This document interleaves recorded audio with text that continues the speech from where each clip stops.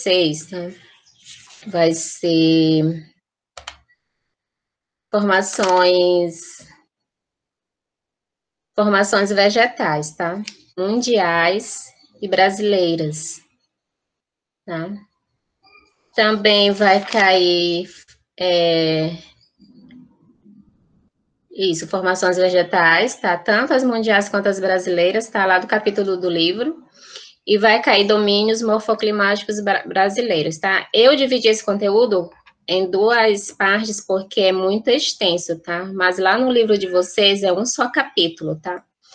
As formações vegetais e domínios morfoclimáticos. Aí lá tá explanado as mundiais e as brasileiras, tá?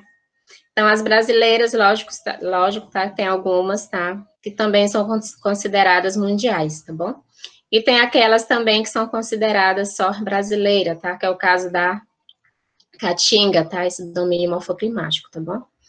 Então, esses vão ser os conteúdos de prova. O da próxima semana, tá? Eu não vou colocar na prova para vocês do terceiro ano, tá? Não vai ficar muito extenso para vocês, tá bom? Aí, para quem não estava aqui na aula passada, tá? Eu explanei já sobre os domínios morfoclimáticos, tá? A atividade é um formulário, tá? Que eu fiz sobre esse conteúdo, domínios morfoclimáticos brasileiros. É para vocês me enviarem até domingo, tá? Vai valer nota para V2, tá? Não quer dizer que vai ser a única nota de vocês, não. Vocês sabem que é participação, tá? Como eu já tinha explicado lá no começo do ano. Participação, entrega das atividades, tá? E conta ponto também, tá? Na AV2, tá? O ano passado a gente utilizou pontos, tá?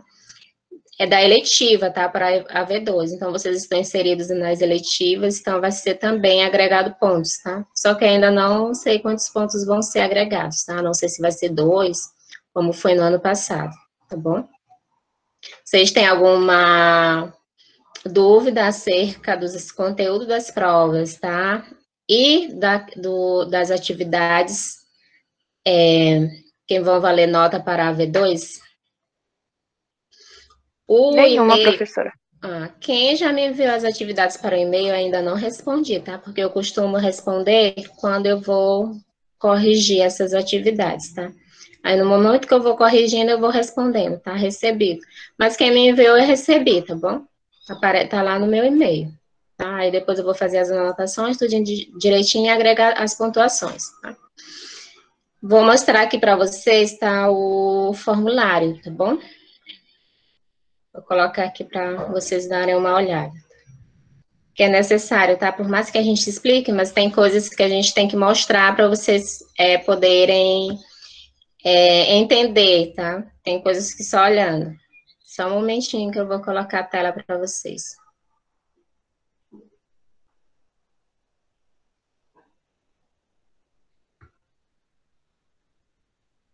Tá aparecendo para vocês? Sim, professora. Isso. Então, esta aqui é a atividade do segundo ano, tá? Então, aqui eu coloquei o conteúdo, tá? Conteúdo, domínios morfoclimáticos, tá? Algumas salas, tá? Algumas turmas, aconteceu um erro, não foi enviado essa atividade, tá? Esse formulário como atividade, mas eu corrigi na segunda-feira.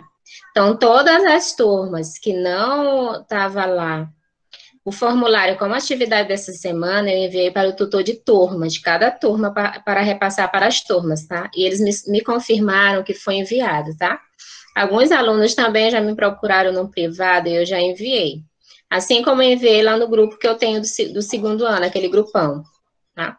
Então, já foi feita essa correção, tá bom? Se por algum motivo você não leu ou tem algum colega que disse, não tem atividade, foi por isso, tá? Porque foi um erro mesmo, tá bom?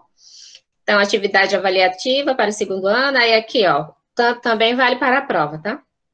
Temos alguns alunos que, por incrível que pareça, tá?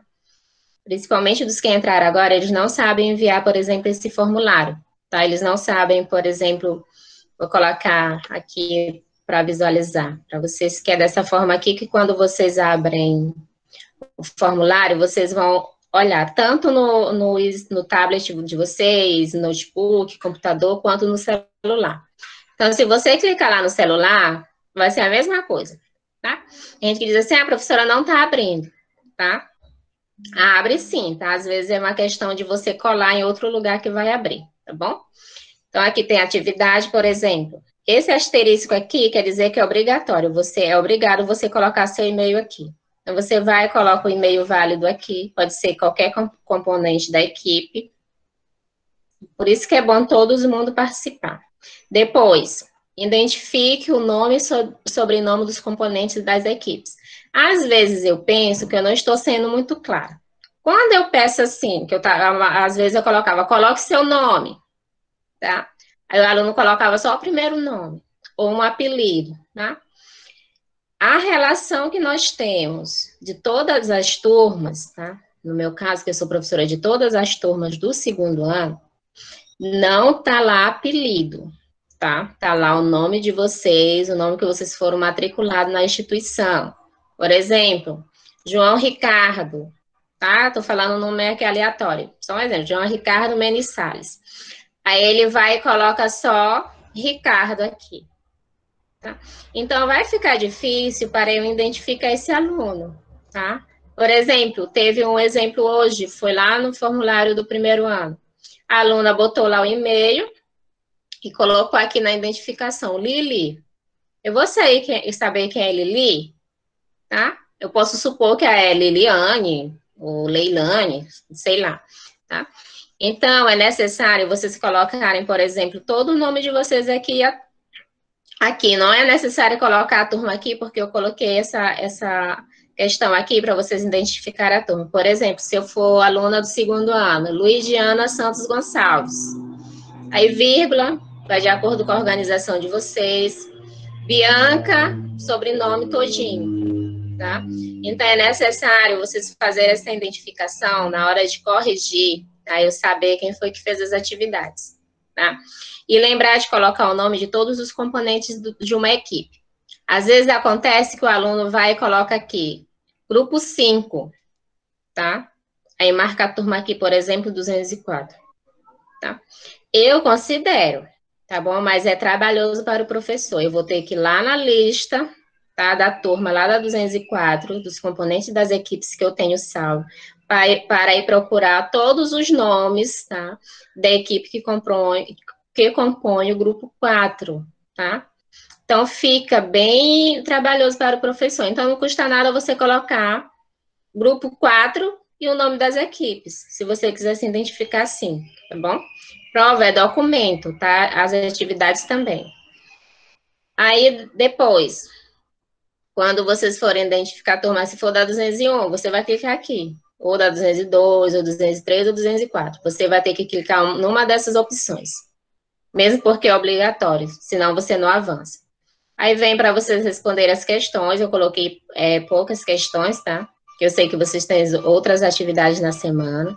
Depois que vocês respondem todas as questões, como identificação, e todas as questões da atividade ou da prova, você tem que clicar aqui. Se você só responder tudo aqui, não clicar em enviar, não vai ser enviado para o professor, tá? Se você clicar aqui, vai ser enviado.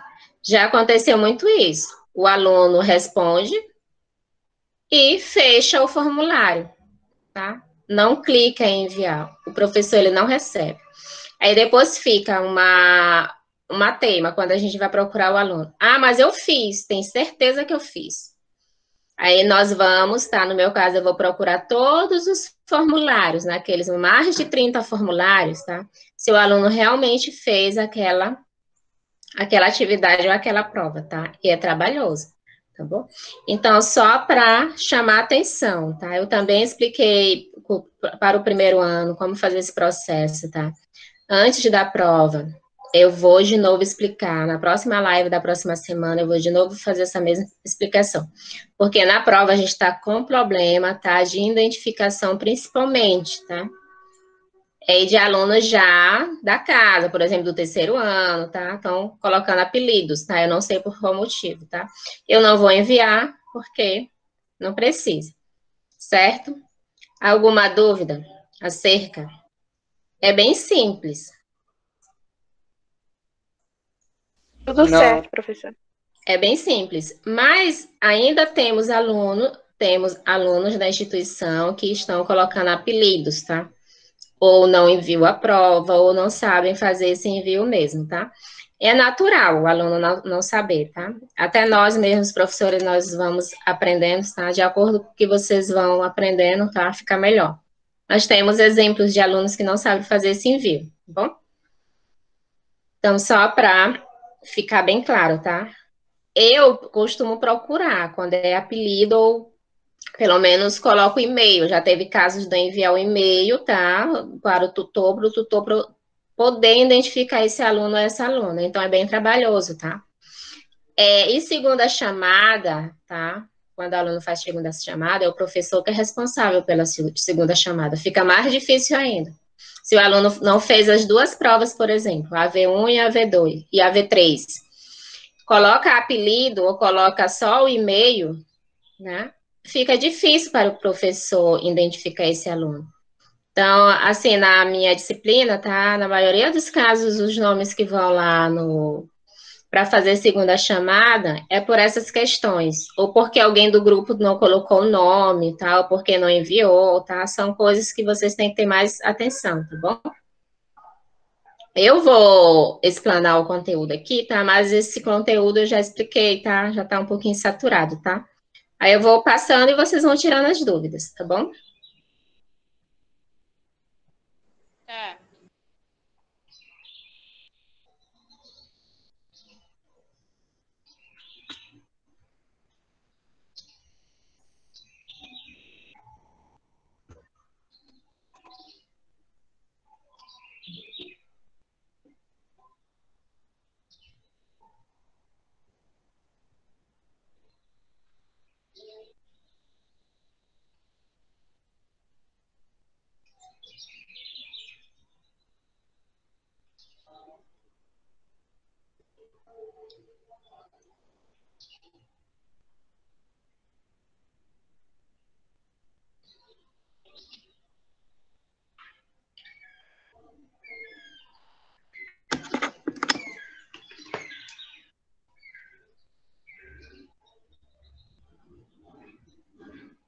Só esperando carregar. É um conteúdo Professora, bastante extenso. Oi. para aceitar uma aluna aí que está pedindo para entrar. Só um momento.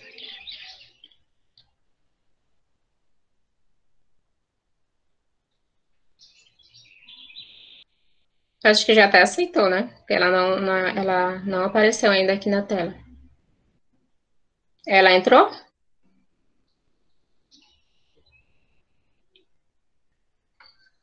Acho que entrou. Porque o que apareceu aqui na minha tela entrou.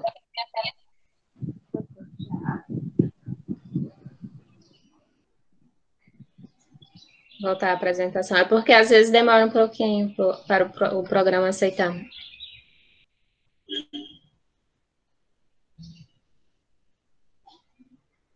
Alguém está tentando entrar.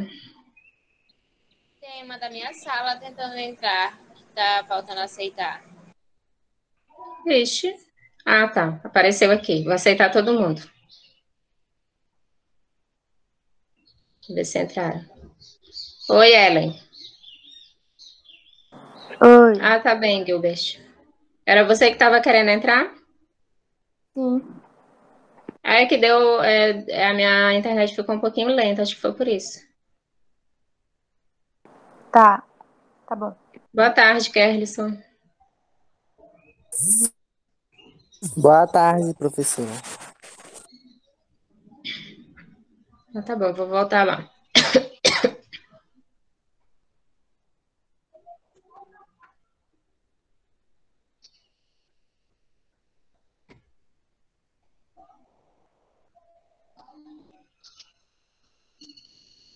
Estão olhando, né? Sim, professora. Agora saiu. Estava carregando. Ó, esse assunto aqui são os domínios morfoclimáticos, tá? Continuando o assunto de formações vegetais. Foi o mesmo o conteúdo da semana passada, tá? É um conteúdo bem extenso, tá bom? Já tem lá a gravação de vídeo, tá? Dos plantões de dúvidas passados acerca desse assunto, tá? Eu coloquei essa semana. Então, os domínios morfoclimáticos brasileiros, tá? Se deu a partir do estudo do geógrafo Aziz Nassib Abissab, que é o Aziz Abissab, tá? Ele também contribuiu para o relevo no Brasil, tá? Então, o tipo de relevo do Brasil que nós estudamos, tá? Foi de acordo com os estudos dele, tá? Aqui nos domínios morfoclimáticos, tá? Ele propôs uma divisão, tá, do território em domínios morfoclimáticos, tá? Então, ele levou em consideração, tá, as paisagens naturais, tá? E também com relação ao relevo, ao clima, vegetação, hidrologia e solos, tá? Então, os domínios morfoclimáticos, tá, são diversos que nós temos aqui no Brasil, levam também em consideração, tá? Esses aspectos, tanto do relevo, se é planície, se é planalto, tá? Por exemplo, o tipo de clima daquele lugar, daquela região, qual a vegetação típica daquela paisagem. Por exemplo, a vegetação típica da Mata dos Coticais, tá? É o coco babaçu e a carnaúba, tá? Como também a hidrologia, tá? Os solos, qual é o tipo de solo que tem naquela região. Então, tudo isso ele levou em consideração para fazer a divisão desses domínios morfoclimáticos, tá? Esse aqui que eu citei da Mata dos Cocais, tá? Ele é um relevo, tá?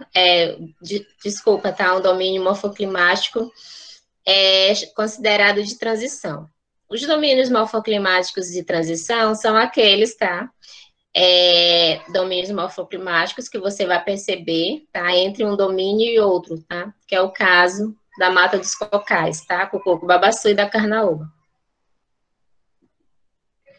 Então, aqui, ó, está o mapa, tá?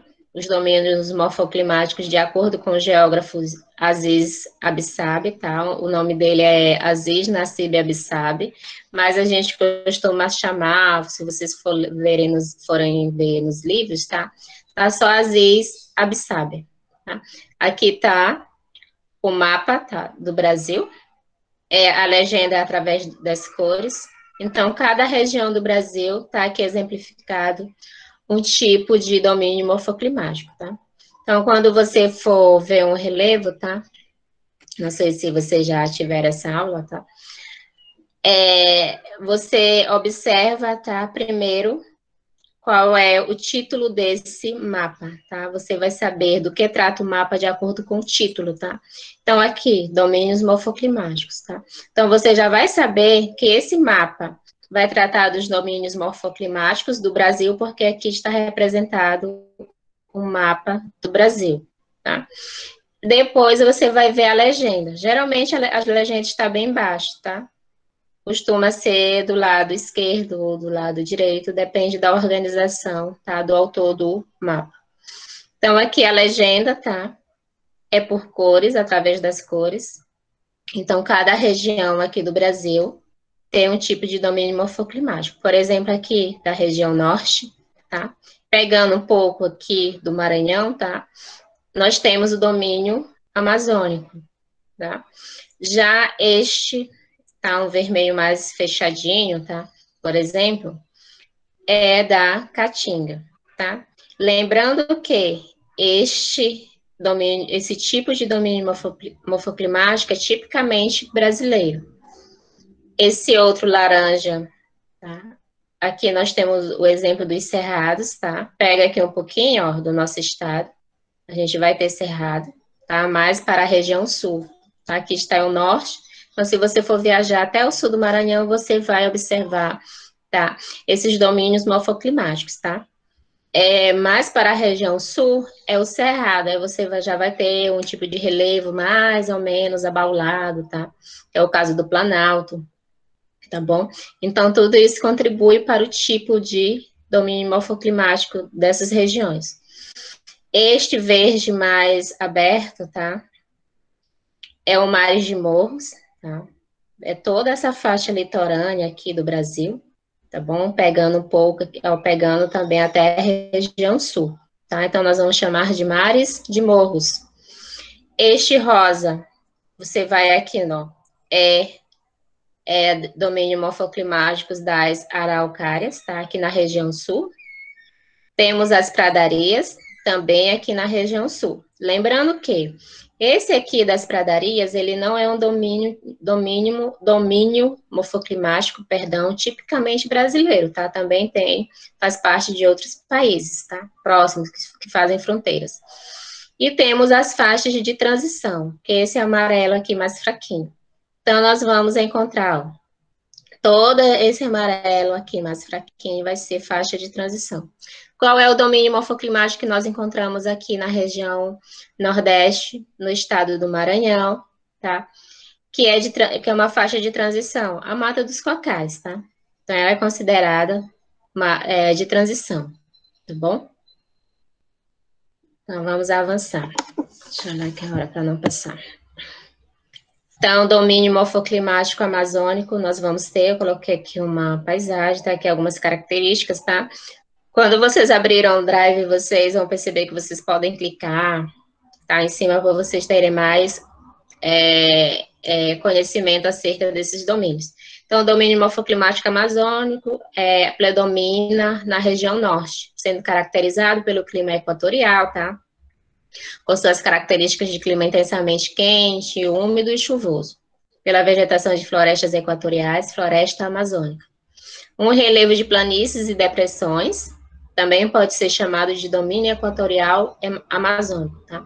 Então, essa denominação também está correta. Se vocês olharem alguns livros, ou se vocês forem fazer uma leitura posteriormente, tá? Se vocês olharem domínio equatorial amazônico, tá? É a mesma coisa, tá bom?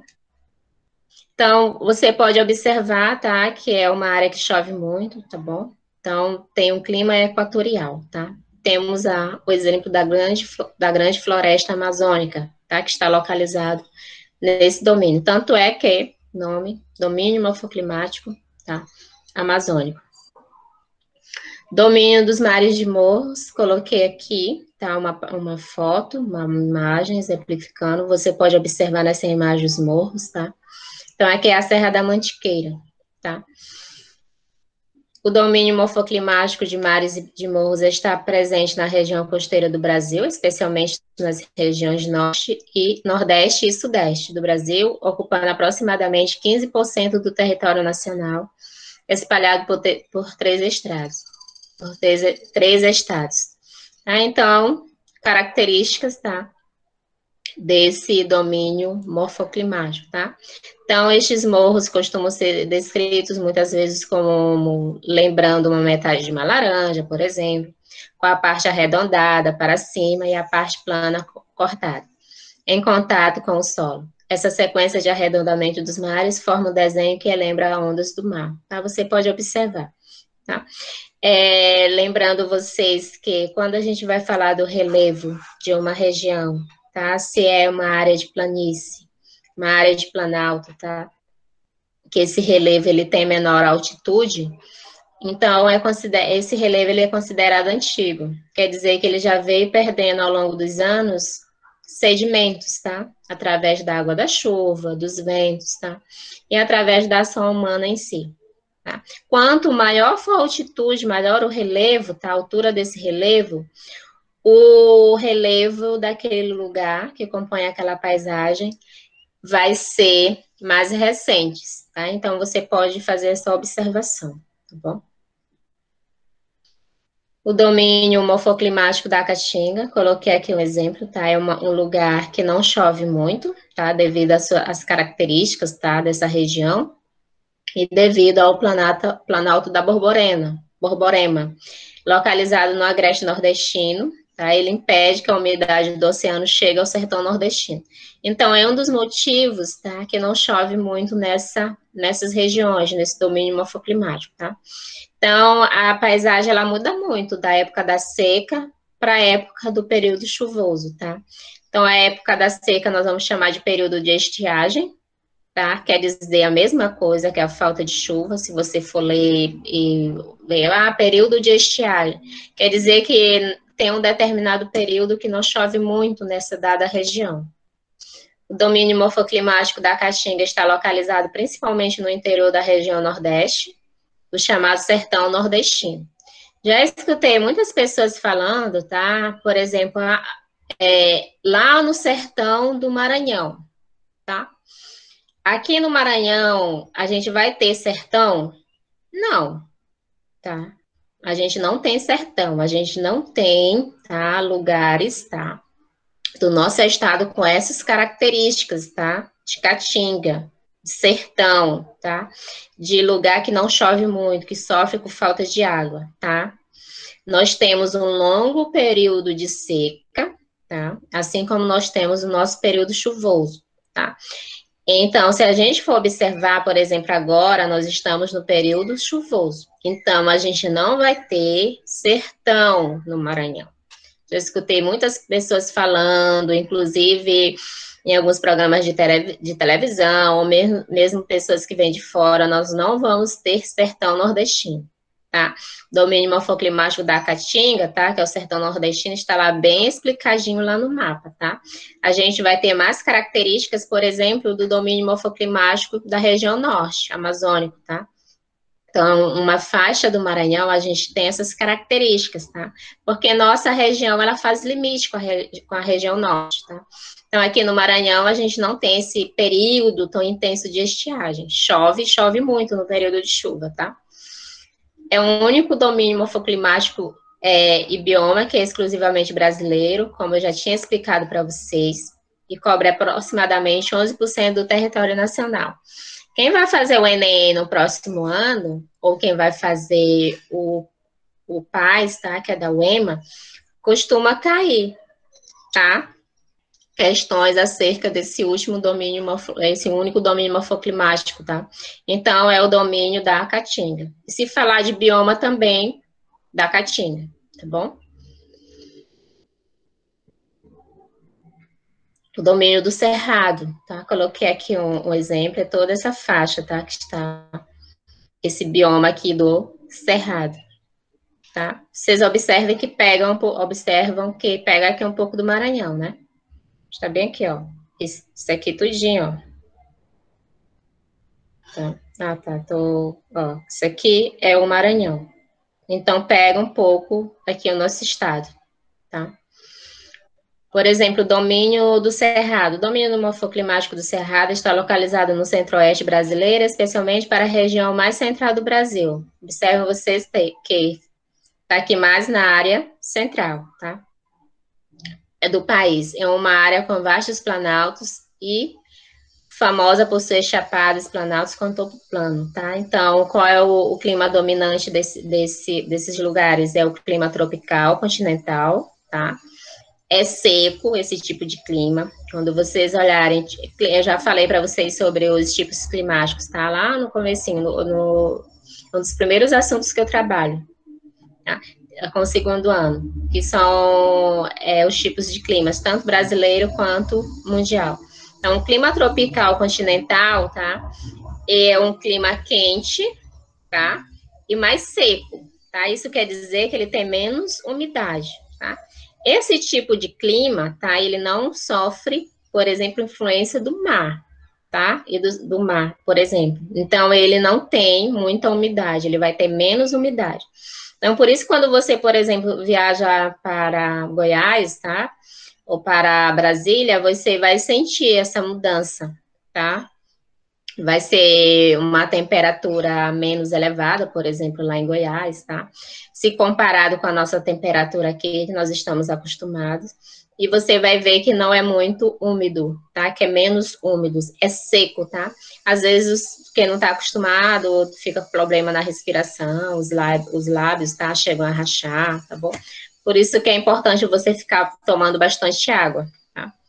Do que o seu irmão tropical litorâneo. O tropical litorâneo já vai ser mais úmido, tá? Devido que sofre influência, tá? Do mar. Então, o nome está dizendo tropical litorâneo, litoral. Então, já vai sofrer influência do mar. Este clima é caracterizado pela maior amplitude térmica, o quanto a tempo esquentar e esfriar, entre noite e dia, entre os dias mais frios e mais quentes. Nós vamos ter o domínio das araucárias, tá? Se você for ler lá no livro, tá lá, tá? Sobre esses domínios, e também coloquei no Drive lá para vocês, lá no PDF. Então, o domínio morfoclimático das araucárias está localizado principalmente no sul do país, sendo um dos domínios presentes na parte mais fria do Brasil. Tá? Você só vai ter contato com esse domínio se você fazer uma viagem para esse lugar, tá? Eu nunca fui na região sul. Tá? Juntamente com o domínio morfoclimático das pradarias, que não está na zona intertropical, e sim na zona temperada do sul, tá? Zona temperada, tá? Já expliquei para vocês que a região sul está mais afastada da linha do Equador, tá? Então, as regiões mais afastadas da linha do Equador, tá? Elas vão ser mais temperadas. A temperatura tende a diminuir. Por quê? Porque os raios solares não incidem, tá? Perpendicularmente nessas regiões. Mais próximo do Equador, temperaturas mais elevadas. São as áreas intertropicais, por exemplo. Mais afastada da linha do Equador em direção aos polos, que é o caso da região sul, temperatura menos elevada. Vai ser mais frio, tá? Na época do inverno. Costuma, em algumas cidades, ter neve, tá? Que não é uma característica da nossa região, por exemplo. Então, são de climas temperados, tá? Que é o caso da região sul do Brasil. Domínio das pradarias, tá? Coloquei aqui uma foto já explicando, tá? É como se, por exemplo, chamando mais popularmente, perdão, é o capim, tá? Então, nesses domínios das pradarias é utilizado principalmente para a criação de boi, tá? De gado, tá? Que é uma imagem lá do Rio Grande do Sul. O domínio morfoclimático das pradarias está localizado no extremo sul do país, sendo dos domínios presentes na parte mais fria do Brasil, um dos únicos, juntamente com o domínio morfoclimático das araucárias, como eu havia citado antes. Então, está na zona intertropical, tá? Não está, e sim na zona temperada do sul. Então, vai ter os campos, tá? Esse tipo de planta que nós observamos, tá? Que nós chamamos aqui de capim, tá? São as gramíneas, tá? São esse tipo de arbustos mais rasteiros, tá? Mais rasteirinhos. E serve para a pastagem de animal. Então, algumas nomenclaturas, alguns livros, tá? Se você for fazer mesmo uma leitura na internet, por exemplo, você pode encontrar essa denominação de savanas, tá? E também, assim como os outros domínios morfoclimáticos, tá? É muito importante sobre biodiversidade, tá? Chegamos nas faixas de transição, tá? Nós temos as faixas de transições, que eu já citei um exemplo para vocês. As faixas de transições morfoclimáticas correspondem a toda a área de transição de um domínio morfoclimático para outro. Então, é aquela paisagem que você vai observar diferente, tá? Entre um domínio e outro, que é o caso da Mata dos Cocais, tá? Que é mais conhecido da gente aqui. Tá bom? Quando se pensa nos limites territoriais entre os domínios morfoclimáticos, é necessário entender que as fronteiras estabelecidas têm apenas finalidade didática, tá? Quando eu vou explicar os conceitos geográficos, tá? Dos fenômenos naturais, tá? Da geografia, tá? Que a geografia tem domínio, às vezes a gente entra um pouco lá na biologia, a biologia entra um pouco na nossa área, tá? Então, eu costumo dizer que nos livros, tá? Quando você vai ler, essa divisão é feita, tá? Para finalidade didática, finalidade de estudo, tá? Da gente. Mas na natureza está tudo homogêneo, tudo junto, tá? Por isso, eu gosto sempre de exemplificar, tá? Tem apenas uma finalidade didática, tá? Na natureza está homogêneo, tudo junto, tá? Então, você é que tem que fazer essa observação é feita através dos estudos, tá? Da pesquisa, considerando a maior ou menor características daquele domínio sobre aquela área física delimitada. Então, quando a gente vai estudar, por exemplo, qual é a característica do domínio morfoclimático lá da Caatinga, tá? Então, as características físicas, tá? Como o tipo de relevo, a paisagem, tá? a hidrologia daquele lugar, qual é a quantidade de água de chuva que cai naquele lugar, qual é o clima, o tipo climático daquela região, tá? É isso que vai caracterizar, tá, aquele domínio, tá? Assim como também a gente vai ter as espécies endêmicas, tá? Observado nesses domínios morfoclimáticos e biomas, tá? Que são espécies endêmicas, tá? São espécies de animais, tá? Ou de vegetais, por exemplo, tá? Ou um tipo de planta, tá? Um tipo de árvore, um tipo de animal, por exemplo, um tipo de um pássaro, que só existe naquele domínio morfoclimático, naquele bioma, tá? Ou um grupo de, por exemplo, de animais como o macaco, tá? É um grupo que só vive naquele habitat. Se acontecer alguma coisa com aquele habitat, ou aquele domínio morfoclimático sofrer alguma ação, uma devastação, por exemplo, uma queimada, tá?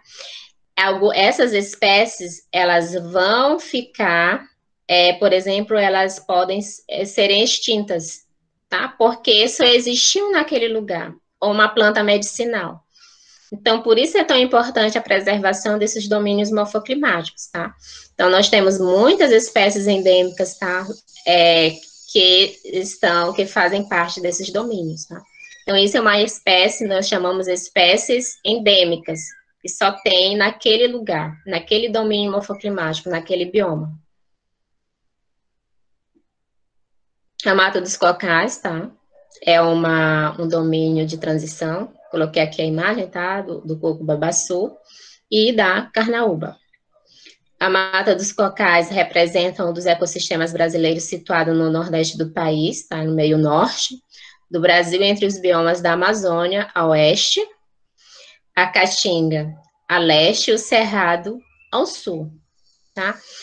Chamando a atenção para as matas dos cocais aqui no Maranhão, tá? Que essa faixa de transição, tá? A Mata dos Cocais, ela é importante, tá? Algumas famílias, tá? Algumas pessoas, principalmente mulheres, tá? Ainda vivem, tá? Da quebra do coco, que são as quebradeiras de coco, tá? Por isso é importante a preservação desse tipo de domínio morfoclimático de transição, tá? Um exemplo é proibido você cortar ou derrubar uma árvore, tá? Uma árvore do coco-babaçu, tá? Você não pode cortar, tá? Há quem faça, mas é proibido. Por isso que quando você viaja para o interior, ou quando a gente sai daqui da ilha, que a gente olha algumas fazendas, você vê que tá lá o campo, lá limpo. Você não vê nenhum outro tipo de árvore, porque já foi derrubado. Ah, então já foi queimado. Mas você observa os pés de coco-babaçu. Por que eles estão ali? Porque é proibido fazer o corte, você cortar essas árvores, tá? Então, por isso que eles estão ali. É proibido por lei, tá? Já que serve, tá? Como extrativismo, tá? Vegetal, para as quebradeiras de coco. Tá? Só chamando a atenção para essa questão. A Mata dos Cocais é considerada uma mata de transição e está localizada entre as florestas úmidas da Amazônia e o clima semiárido do sertão, tá? Que é a Caatinga.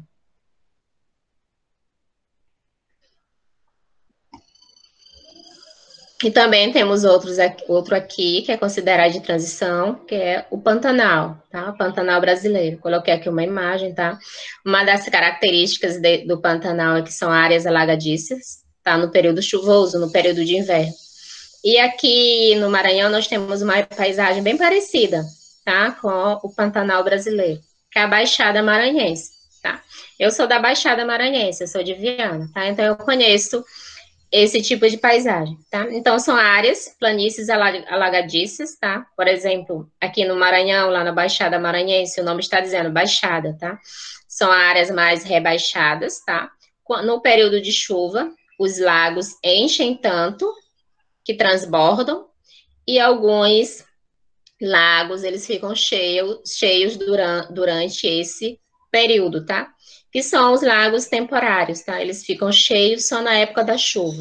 Na época da estiagem, a época que não está chovendo, esses lagos, tá, eles secam. Por exemplo, o Lago de Viana é um desses, tá? Tem alguns lugares que vai secar, vai ficar seco durante todo o período de seca, tá? Por exemplo, o bioma Pantanal é a maior planície inundável do mundo, tá? Ele não faz parte só do Brasil, tá? Com uma área de cerca de 200 mil quilômetros quadrados, 250 mil quilômetros quadrados. O Pantanal estende-se pela Bolívia, Paraguai e Brasil, sendo aproximadamente 62% do Brasil nos estados de Mato Grosso e Mato Grosso do Sul, inserido na parte central da bacia hidrográfica do Alto Paraguai. O Pantanal é influenciado pelo rio Paraguai e por seus vários afluentes, que alagam a região, formando extensas áreas alagadiças, tá? Então, principalmente na época das chuvas, o rio Paraguai, ele enche tanto que ele transborda, tá? E seus vários afluentes alagam a região, tá? Formando extensas áreas alagadiças, tá? Então, é o Pantanal, é uma área bastante rica, tá? Um domínio morfoclimático bastante rico. Aqui a biodiversidade, a biopirataria, tá? A biodiversidade e também a biopirataria, tá? A biopirataria é o nome dado à exploração e utilização dos recursos naturais, o conhecimento tradicional a respeito desses recursos de forma ilegal. A biopirataria é o tráfico de animais, tá? A extração dos princípios ativos e a utilização do conhecimento da população indígena sem autorização. São exemplos de biopirataria. Quando, por exemplo, um antropólogo ou um pesquisador ele quer fazer um estudo com alguma tribo indígena, ele tem que ter autorização, tá? E jamais tem que ser divulgado, tá, o conhecimento desses indígenas, tá? Sem autorização. Se for divulgado sem essa autorização, tá? Quem cuida, tá? De tudo que é sobre os indígenas, tá? As tribos indígenas, tá? Quem responde é a FUNAI. Bom, então o pesquisador, ele tem que pedir permissão. Tem que ser permitido, por exemplo, ele entrar naquela tribo, tá? Naquela área ocupada. Tá? Se não é feito, tá? O que é legal é considerado biopirataria. Então, esse é um problema aqui no Brasil, tanto a biopirataria, tá? E o tráfico de animais. O desmatamento, também chamado de desflorestamento, consiste na retirada da cobertura vegetal parcial total. Um domínio morfoclimático que sofre muito com o desmatamento é lá o domínio amazônico, tá? Então, sofre com a perda de algumas árvores, tá? Com o corte legal, tá? Da vegetação. Um dos problemas que causa o desmatamento é a aceleração da urbanização, tá?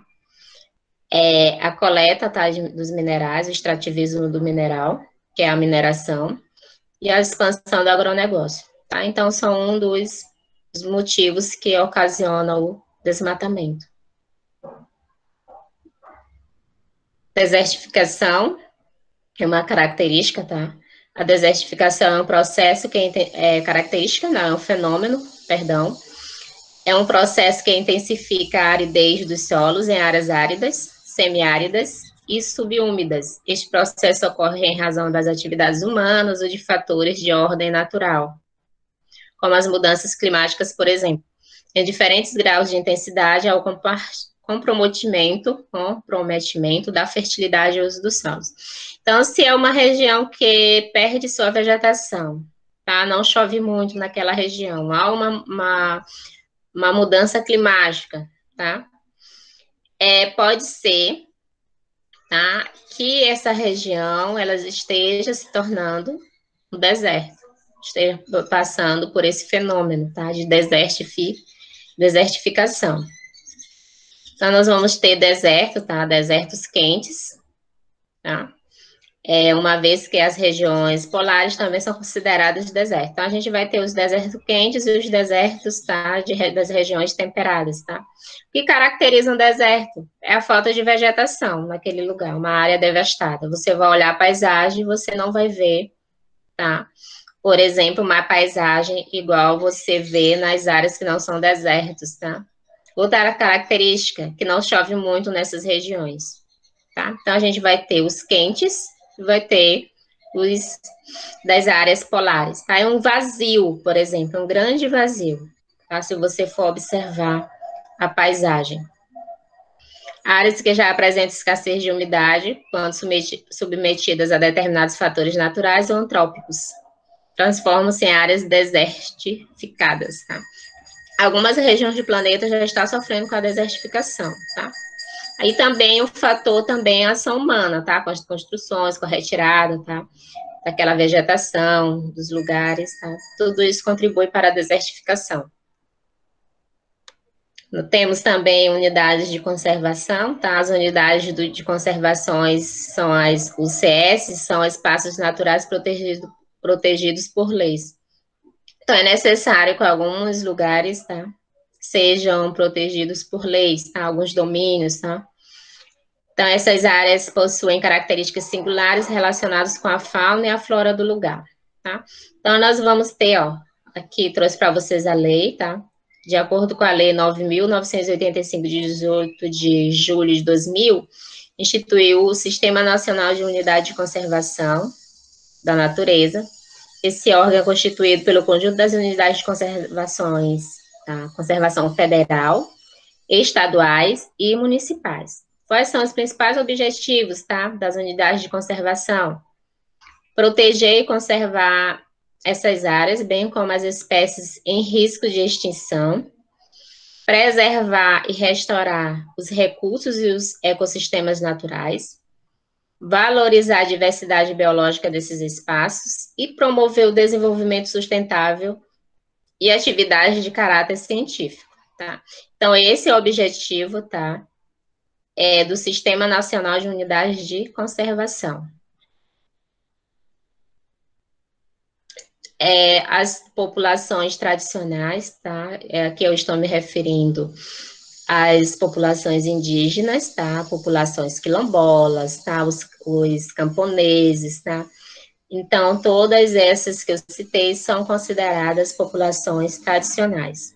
Os ativistas de movimentos tradicionais ecológicos mais recentes propõem o respeito à diversidade cultural para a manutenção da diversidade biológica.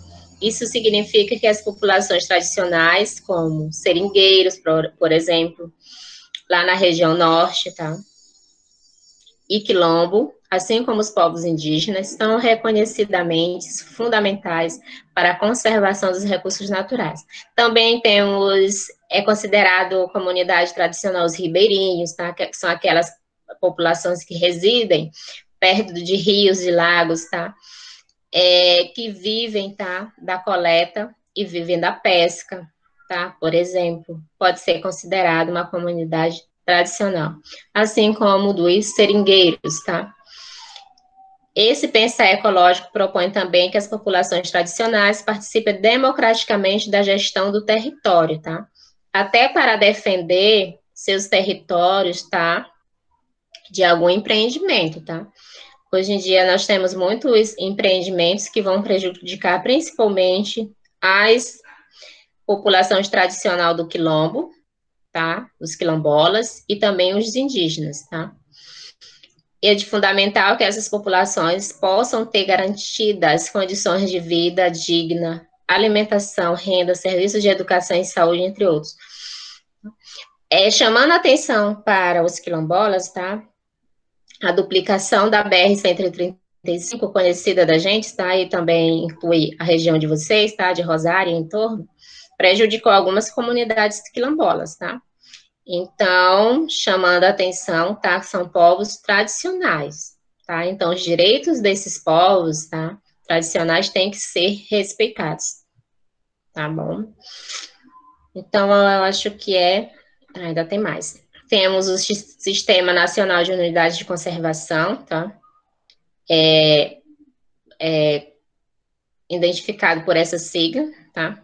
Então, representa uma série de estratégias que permitem as esferas governamentais federais, estaduais, municipais e iniciativa privada implantarem ferramentas de conservação e prevenção ambiental.